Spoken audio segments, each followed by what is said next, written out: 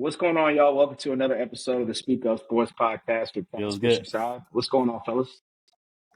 What's good with y'all? Another week in the kind of the down period of the year in sports. Where we're kind of in the in between, where it's really like some tennis going on. Obviously, baseball is kind of in the heat of their season. WNBA in the heat of their season as well. But obviously, NBA just finished, and the normal period that we think of the NBA free agency has not been as eye popping as promised.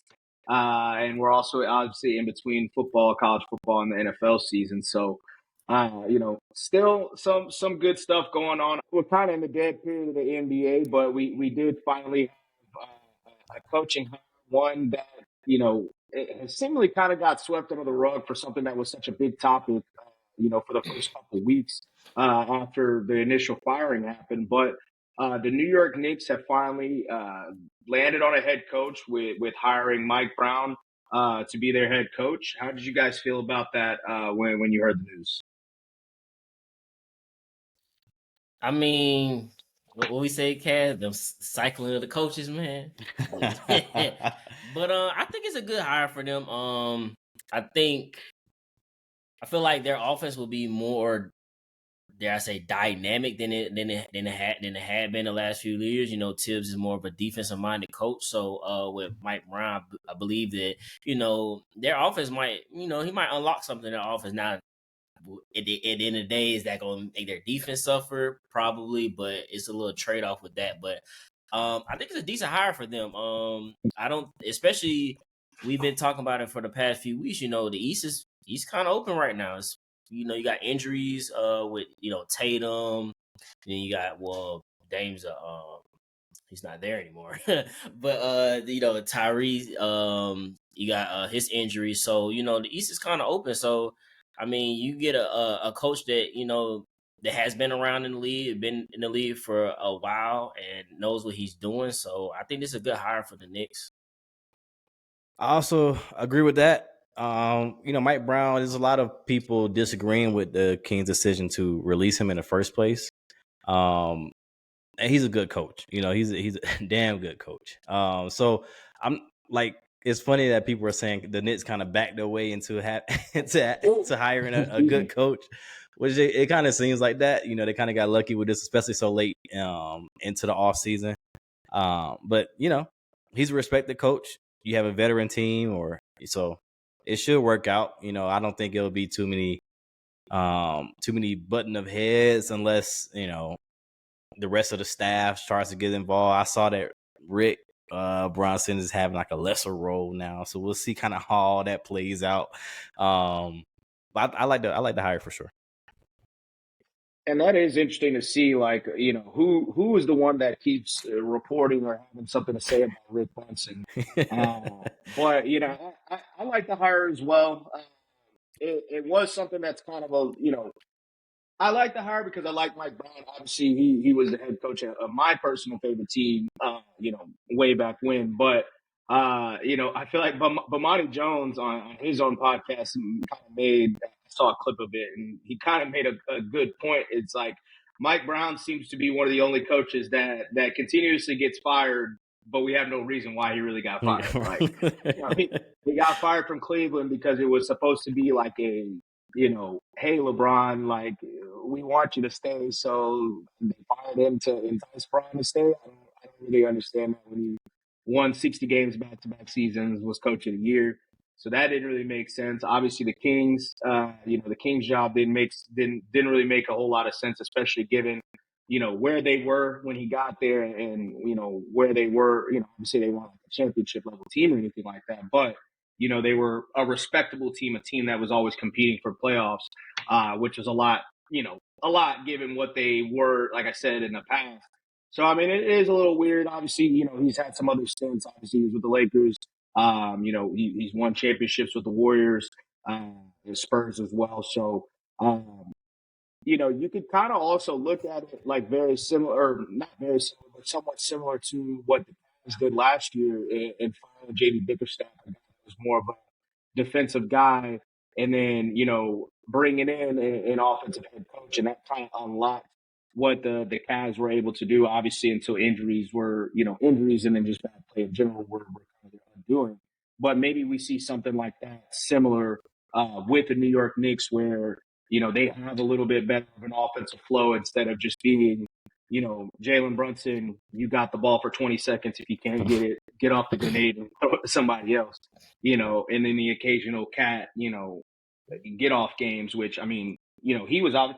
And I do kind of find it a little weird that people are a little bit down on Cat, because it's not like Cat was ever known to be like some, super defensive juggernaut or anything like that. And he was kind of the glue that kind of got them to where they were in the season, considering that Jalen Brunson was hurt a good bit. But we'll see if that team sticks together. I know there's been a lot of rumors. Obviously, LeBron James is kind of the big lingering rumor over them right now, his possible interest there. But do you guys think that they would look to move anybody, not just specifically for LeBron, but Cat, obviously Bridges and OG Anunoby?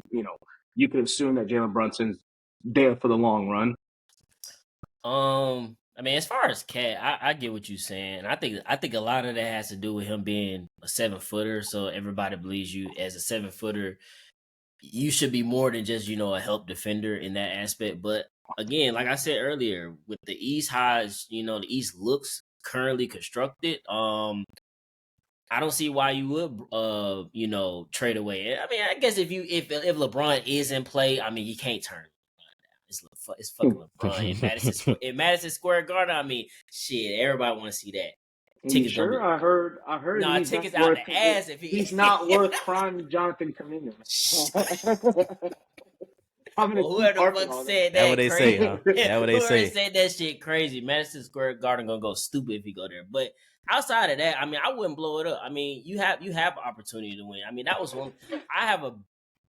I guess I have a more of a pet peeve when you make a trade, and if it just didn't work out that particular year, you just need to. No, I mean, sometimes it takes time. Everybody is not able to make the big trade and then win a title like that. That shit just doesn't happen all the time. Mm-hmm. And they still have an opportunity to be a top team in the East this year. So, I mean, me personally, I'll roll with that. I mean, you got a veteran head coach. He should be able to make it work. Yeah. I tend to lean on the side of keeping it together just because of like what you said, like how it is in the East. Continuity, especially now, is probably the biggest thing that you can have going into this season, especially going to next postseason in the Eastern Conference. The LeBron thing is enticing for sure, especially because it's not like you giving up a big that, I'm not saying you don't need him, but you have a big in Mitchell that's still there, that's still able to do some things, lobs, defend, that can allow LeBron to roam a bit. I don't hate the fit at all, but at the same time, I still lean towards. I don't know what all you had to give up. I know Nick Wright put out just LeBron for Cat straight up, which I don't. I mean, I don't know if either team will be happy with that. Maybe they would. I don't know, but I think that would make sense for both of them. But looks with the basically 3 wings. With Bridges, OG, and LeBron. I don't know. Luka would love it. I mean, you also got to get into the argument of people like, oh, so Cat is worth LeBron. The pundits out there, they're like, oh, they're comparable. And that's the trade. They obviously gonna say Lakers lost that trade. It is there has been a lot of weird conversation about LeBron, just in terms of like people, you got to take a pay cut. Is he worth the trades and all this stuff? And I'm like, I just like, do we watch the same thing last year? Cause were they not the 3 seed in the West that everybody says was so dominant, and then everybody was basically saying that Luka was ass? So like, how did they get to the 3 seed? Like, I mean, did he not make all NBA second team and was like a few votes away from being first team? Like, was he not like 5th or 6th in MVP? I don't know. I mean, I don't know. I don't. If he's not worth it, then who is? I don't know. I mean, of course, the age is the thing. Going 41, I get it, but at the same time, he still hasn't. if LeBron gives your team 2 years, at this point, if he gives you 1 year of the play that he played last year, it's a win. And like is especially how much he brings to your team outside of what's on the court. And I was gonna say another thing. If they did do it straight up, it would be a win for New York because at that point you got OG and you got Mikal. Go guard the best player. You ain't gotta put LeBron on him. LeBron could be the help defender that at this stage of his career he's damn good. He's damn good at it. So I will say, wings. Go ahead. if Bron goes there, then it's a good possibility one of those will be gone by the trade. Yeah, that's true. But I was just talking about if they did it straight up. I was just thinking like one that, of those will be gone by the trade deadline. They'll play it. It would depend. It would depend on what's available because I mean they would obviously have to be trying to look to get like either a big or a power forward. But it would just depend on what's available. But I mean I don't know. We also I mean was he not the best player on the Lakers in the most recent playoff series that we saw? Like. And it wasn't even close. Mm-hmm. I mean, my opinion. I don't know. I just feel like I mean, it's always weird when it comes to LeBron. But it's like, I can understand if you had a little bit of hesitation with like I said, Kevin Durant because he's a guy. Even though Kevin Durant is still putting up elite production, like the injury, the constant. And obviously LeBron has been hurt as well, but LeBron hasn't been as hurt as Kevin Durant. So it's like. I could maybe understand if you were like, you had a little bit of hesitation there, but that's strictly because of the injuries as opposed to like what his actual play looks like. And then on top of that, you would think that, it feels to me, as a LeBron fan, as a guy that's obviously been watching this dude for 20 plus years, it seems to me like he would love to have, and has been trying to get that since he's been with the Lakers. Like, hey, you guys run the show, and then when it's at the end, like the playoffs, like then I can turn up. But like, you guys can take it throughout the entirety of the season. I feel like this would make the most sense. You have a team that has multiple dudes that can score, that can get a bucket. I mean, maybe not necessarily multiple people that can create per se, but he could just be point guard and let them rock out. So I don't know. It just seems. And the conversation just seems weird to me. It just seems like that would be like perfect sense for a team. And I think the Lakers, honestly, I mean, maybe not necessarily specifically the Knicks, but the Lakers should explore it. I mean, if they feel like they can't get better, I don't really made too many moves this offseason. So I don't know. But it'll be interesting to see. It'll be interesting to see, like you said, with the East. And we keep saying the East looking the way it is. I don't believe any of us believed it. I still don't believe the Pacers. I'm sorry, even though they did shut out. So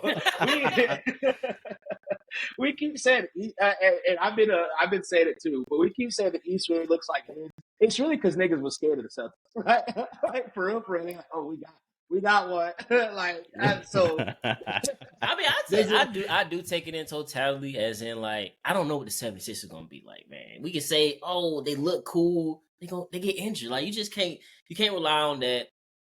Giannis, he is old. I mean, I know you believe in the how the Bucks construct their roster. I mean, it could very well work out, but I mean the last few years just been like it'll be a Giannis and then somebody who's the second in command gets hurt, and then now it's like, oh, poo-poo, whatever. Then everybody else, I just feel like is very young outside of Cleveland. So I feel like their only competition, if they come back full, is Cleveland. I mean, as far as just the people who have done it. I mean, Detroit, good story. They probably they're gonna be better than what it this year. I still don't think they can beat either one of those. They need another piece. But. I don't know. I mean, we'll see. It's definitely going to be a fun year. I think it's because especially if we'll see what the conclusion is of the Bradley Beal story and where he ends up.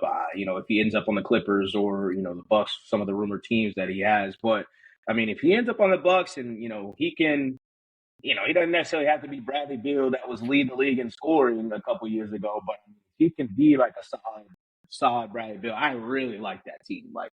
At that point, I really, really like that team. So, I mean, but we'll see. There's still a lot to happen. Obviously with we're kind of, I don't want to say we're like in a down period of free agency, but I feel like there's something that's kind of holding everything up, and it might be the LeBron the LeBron thing. They It say might be summer Bradley league. Beal. Wait till summer league over, then everything will happen. That's what they Yeah. say. Okay. Well, Summer league all where 30 everything go GMs. down.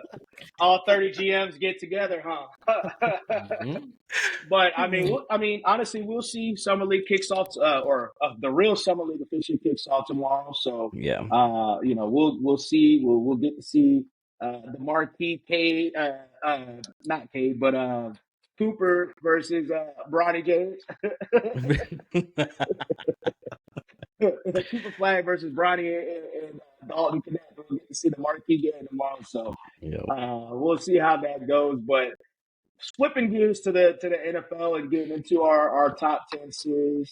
Obviously, we've been heavily on the defensive side over the past few weeks and finishing up here with the last couple positions. But looking into the edge rushers, obviously there's been a lot of noise about a few edge rushers this offseason with Trey Hendrickson, his contract situation, obviously TJ Watt and his contract situation. Something that hasn't been talked about a lot, I feel like, as of recent, but we still got Micah Parsons in his contract situation. So, could be some things shaken up in the top tens this year. But Chris, you want to go ahead and get us started off? Yes, sir. So my top 10, I went ahead and put my boy Nolan in there, man. And that's strictly because he came on real strong last year in the at the end of the season and in the postseason. He led in sacks. And not only that, he is a violent run defender. That's one of the few things that, as an edge rusher, obviously everybody care about the sacks and quarterback pressures, but I witnessed him put a guard out of the game. A pulling guard is weighed twice his size, and he just smacked him. And he did it in the Super Bowl again. And he didn't put that one person out, but he coming with the thunder. And like, I just feel like last year, he started the year off slow, but he also wasn't the starter either. And now that he's, been intricate in Vic Fangio defense, I just feel like, this is a building year for him to build on what he did last year. So I think he's gonna come out strong this year. Maybe not top 5 in sacks or something like that. Probably like 6 or 7. But I think he's gonna have a real big year this year. Next person I got is Will Anderson. He had a fantastic rookie year. And I think playing alongside Danielle Hunter actually, helps him out a lot. Danielle Hunter, even though he's getting up there in age, he still commands attention. So that wasn't going to work in his benefit. And obviously Houston has a pretty good defense, so that'll help out. And that's the same thing with Brian Burns. It's on par with the theme. If for the last few weeks, we all seem to believe in that Giants defense. It's going to be better than what it was last year. They have too many people, that's on that D line, from Dexter Lawrence to Thibodeau to Abdul Carter. You could switch them around or whatever they do, but Brian Burns, they paid him the big bucks to come up there, so he need to see. Hey, he gonna show out, in my opinion. And then next, one of the guys you talked about, Trey Hendrickson. I almost didn't put him on the list just because I feel like if this contract don't get settled, I don't know what he's going to do for training camp. And that, as we have seen, every person who's, missed portions of training camp for sure started off the season slow. That's for sure a thing. It's not I could jump right into it. Nah, you tend to start the season off slow. But he was a league leader in sacks last year, so you can't really disrespect him like that. You expect him, especially he commanded the money. So hey, pay that man. That's all I'm saying. Pay him. Next I got Aiden Hutchinson. He was having a monster year last year. He was basically the best defender on Detroit.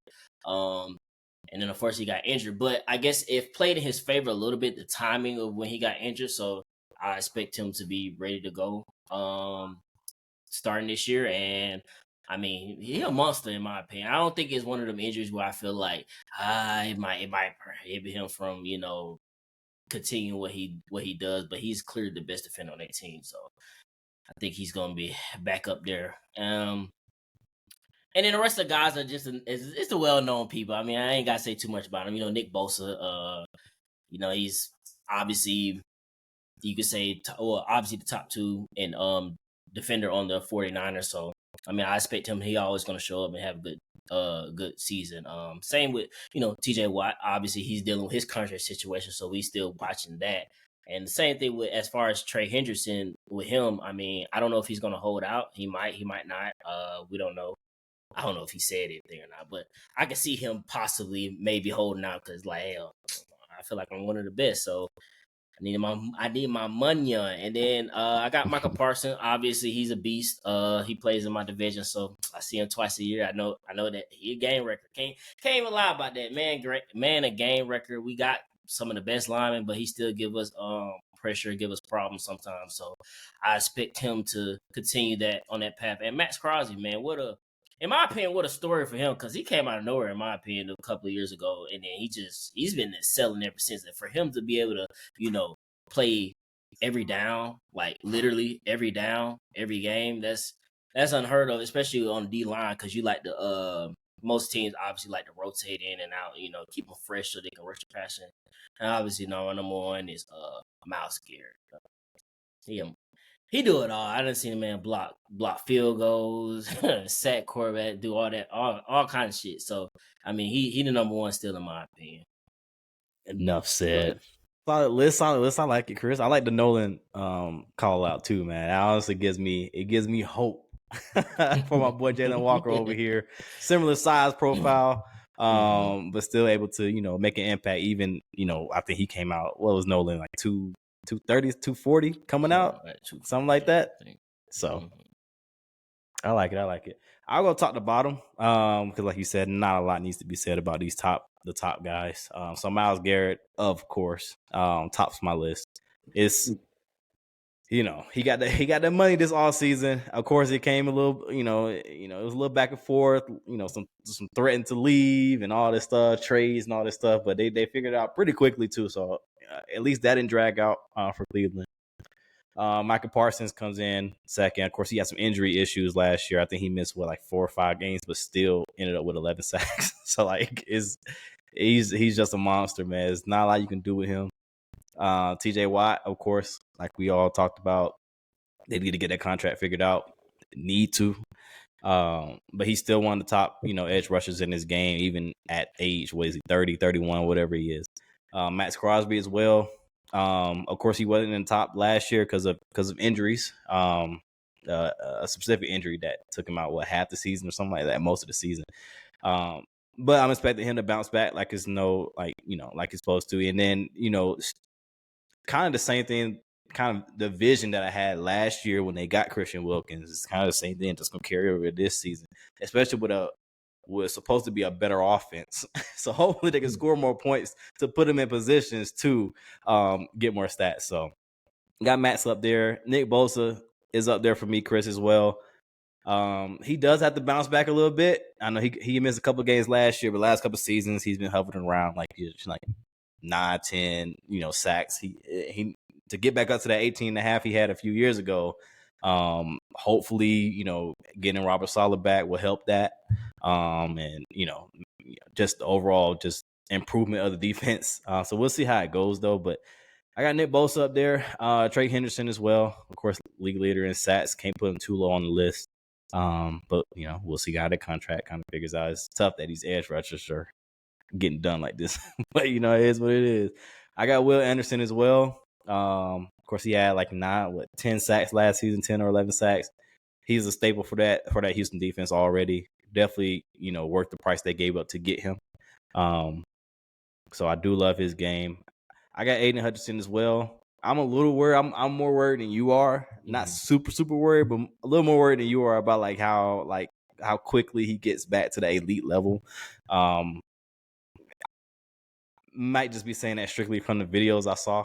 But again, that was 4 months ago at this point. So that was close to the playoffs. So we're still going on. So I guess, all this time will heal.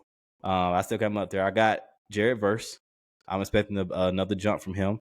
Of course, coming off a great rookie season, defensive rookie year season. And just more continuity within that defense should be great. And then I got Nick Benito coming in on my list, 13.5 sacks last season. I don't think it was a fluke.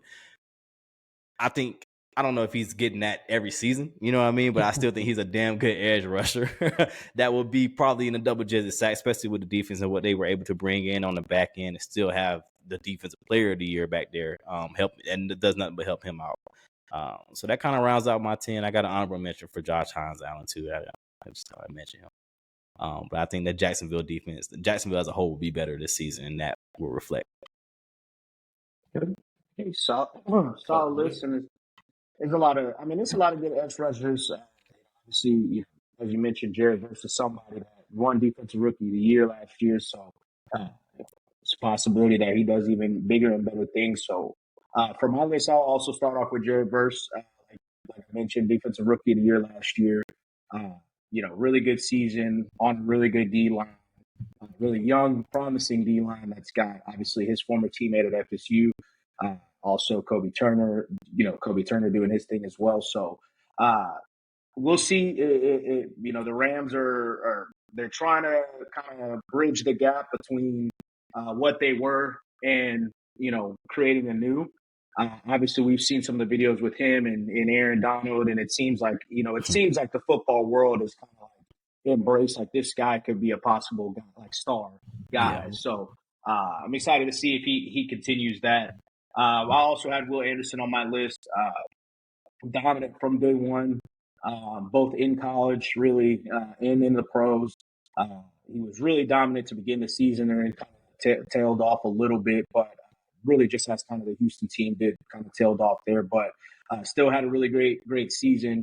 Obviously, Danielle Hunter was a huge addition for them, and Danielle Hunter was snapping last year as well. But he likes to have great year, mid-year, great year, mid-year. So I don't have Danielle Hunter on my list, but I think he will be a big reason for why Will Anderson continues his ascension. I also have T.J. Watt on my list. I think that T.J. Watt, arguably been the best defensive player in the league over the past few seasons. We see how he affects the game, not only getting sacks, but, forcing fumbles, getting interceptions, forcing touchdowns, defensive touchdowns, stuff like that. So just a dominant overall player that, obviously needs to be taken care of. And on a team that's clearly got some high aspirations, he's going to be a big part of that, if they get him signed. Going back to last year's class, I have Chaunt Robinson also on my list, a guy that was dominant to end the season. The Dolphins need a lot of players to kind of, obviously they're kind of in or what a lot of people think is a transition period for them. Obviously, Tua has had his injuries over the past couple seasons with the concussions and stuff like that. They obviously just got rid of Jalen Ramsey, Tyreek Hill. We will see. We'll see. But on a roster for the guys that they could see step up, obviously he was a big bright spot last season, and I think that he continues under the second year with Anthony Weaver as defensive coordinator. I also have Max Crosby. Dog. Yeah. Probably, one of the best all around, just from pure, run stopper to pass rush to a guy that, doesn't also get taken off the field, heavy motor, just all around great athlete, and a guy that's obviously been sticking it out there with the Raiders. So you hope that things kind of change in terms of team success for him this season. Also have Micah Parsons. That's crazy. Micah Parsons on my list. Micah Parsons obviously is, once again been dominant since he stepped foot in the league. Was a steal for the Cowboys, getting him outside of the top 10.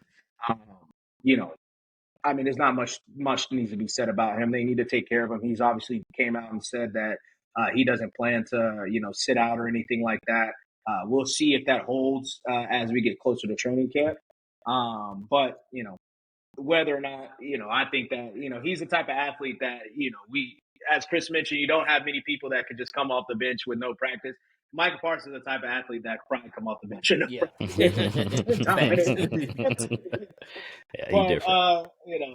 Also I have Nick Bosa on my list. Obviously getting the edge rusher from Georgia this season in the first round this year will hopefully be huge for them and solidifying the opposite side of him. But I just think that, as a whole, obviously given what we perceive to be an easy schedule for them, we'll obviously see how things change once we get into season with injuries and stuff like that in terms of training camp and then, after the first couple of weeks. But I think that the entire 49ers team will have a bounce back, and I think Nick will be a big part of that. Myles Garrett, of course, not much needs to be said about him. Arguably the best defensive player in the league. Dominant guy that, tried to make some noise, but that's just not him. I don't even know why they even did that song and dance this year. That's just it was weird, man. You can't threaten and ask for a trade and then end up signed back like 2 weeks later. Like, I'm sorry, bro. That's crazy. And then for my final two slots, I also had Nick Benito. Could have very well been Defensive Player of the Year. Was definitely in the running for it up until the last couple of weeks. Not only was he dominant as a pass rusher, but he also obviously had a couple defensive touchdowns as well. Just an all-around disruptor, very similar to T.J. Watt and some of the things that they do. And then my last slot, I have Latu. Very shaky in terms of having him here, but this is something that he needs, obviously, because you have Chop Robinson and Jared Verse from his own class having pretty good seasons, or Jared Verse obviously had a great season. Chop Robinson had a pretty good season, and then Latu had a good season, an all right season.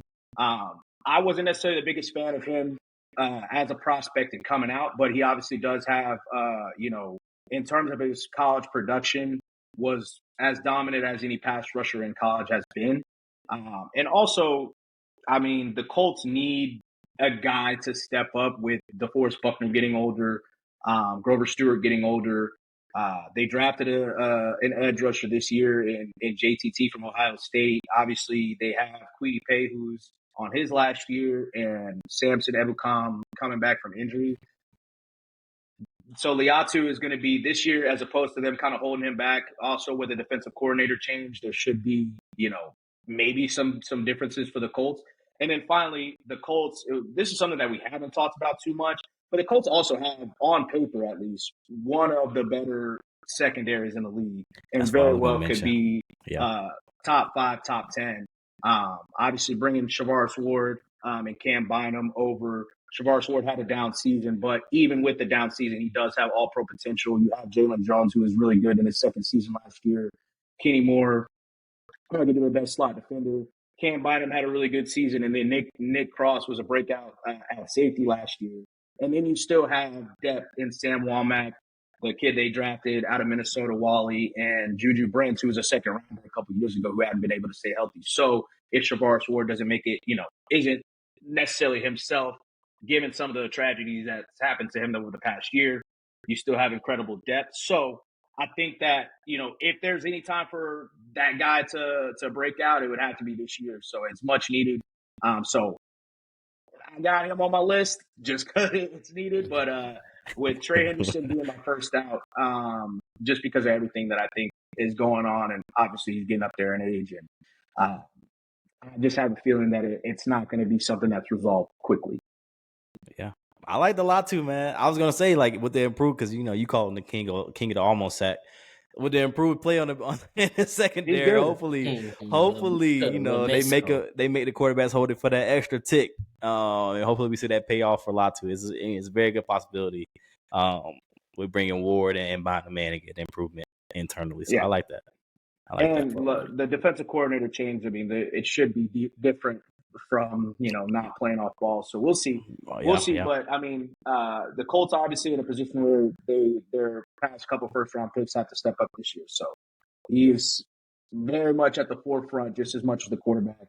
Obviously at one of the most important positions, which is kind of funny that we're talking about so many contract issues given the importance of the edge rusher position. But we'll see if they get resolved.